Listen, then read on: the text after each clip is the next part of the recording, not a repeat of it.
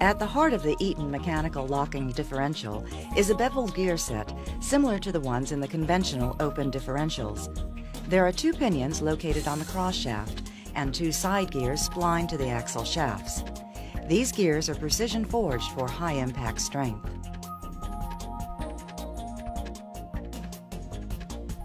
One of the side gears has cam ramps machined on the back face of the gear. These ramps mate to corresponding ramps on the cam plate. Also, there are 3 detent protrusions on the cam plate, which mate to holes on the side gear. The detent system prevents the cam plate from ramping until a predetermined torque is applied to the gear teeth. When the cam plate rotates out of the detents, the ramp surface on the cam plate engages the ramp surface on the side gear. As the cam rotates further, the ramps cause the cam plate to move in an axial direction. The ramps are symmetrical, so the same action occurs in both directions of rotation.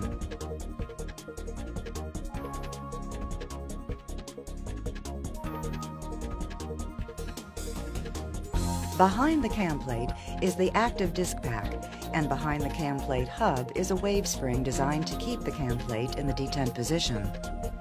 Following the active disc pack are more friction discs, a snap ring, and ear guide clips designed to maintain disc ear alignment during assembly.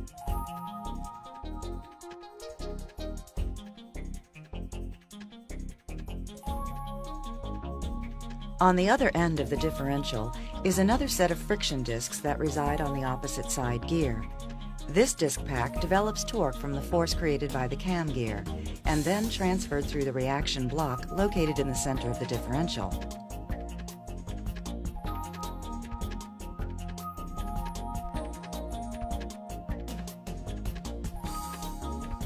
The device that activates the cam plate is the engagement mechanism.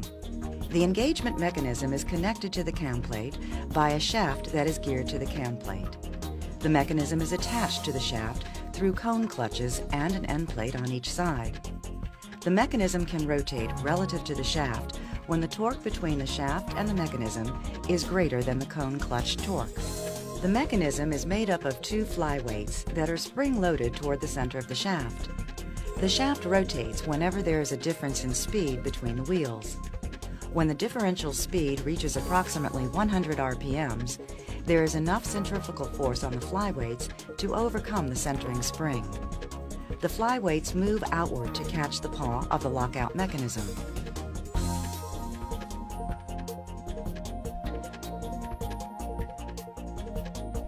There is 1 paw for each direction of rotation on the engagement mechanism.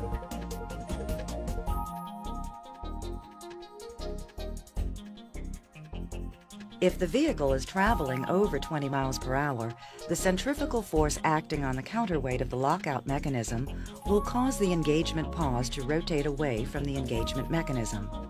When this happens, the differential cannot lock up at high speeds.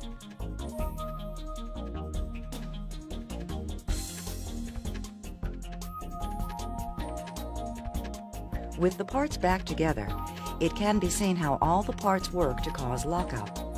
With one wheel spinning, the cam side gear rotates relative to the case, causing the engagement mechanism to rotate at a higher speed. At a given speed, the flyweights will swing out and engage the paw on the lockout mechanism.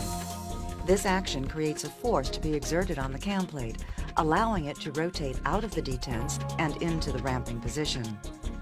The active friction disc engages, causing the cam ramps to self-energize until enough torque is developed between the wheels, allowing them to lock together. With the wheels locked together, maximum driveline torque is available to the high traction wheel.